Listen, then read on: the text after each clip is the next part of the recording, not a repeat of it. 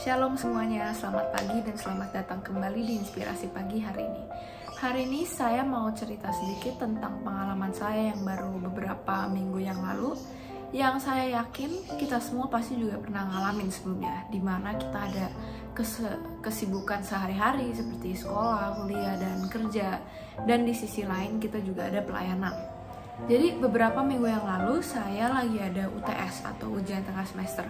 Dan saya di waktu yang bersamaan juga ada 2 lomba business case competition yang mengampit jadwal UTS itu. Jadi UTS itu di minggu ini, di minggu sebelumnya itu ada 1 lomba yang saya ikutin, dan minggu setelahnya itu ada 1 lomba. Dimana UTS ini, UTS online, itu harusnya dikerjakan dalam 2 minggu. Dan saya harus forsir banget supaya semuanya itu dikerjain dalam 1 minggu, soalnya sebelum dan sesudahnya itu ada jadwal lain di agenda. Belum lagi saya juga ada pelayanan hari Sabtu Minggunya, jadi pasti hari Sabtu dan Minggu itu waktu saya kebanyakan di gereja.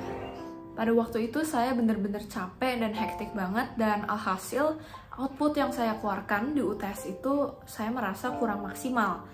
Tapi puji Tuhan selesai semuanya dalam 1 minggu itu.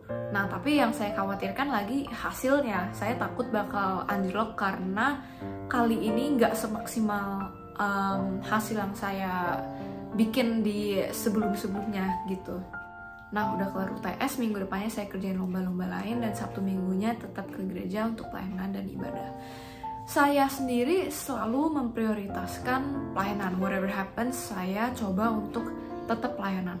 Dan datang ibadah itu udah kayak kebiasaan dan kebutuhan saya gitu loh. Jadi kalau misalkan 1 minggu aja nggak ibadah gitu, itu merasa ada yang janggal gitu di hidup saya. Jadi itu tetap saya jalanin. Nah, akhirnya beberapa minggu kemudian itu keluar hasil UTS ya.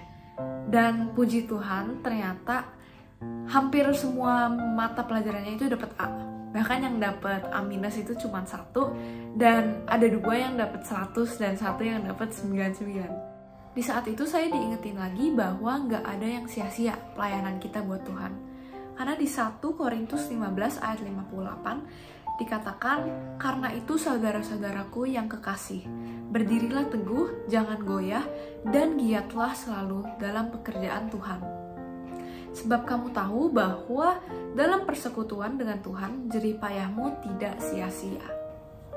Ketika saya ragu dan rasanya kayak pasti ada sesuatu yang harus dikorbanin, misalkan nilai UTS saya tetap pelayanan dengan sepenuh hati dan tetap datang beribadah di tengah kesibukan tersebut. Dan hasilnya, what seems impossible is made possible by God. Karena ingat, Tuhan melihat hati.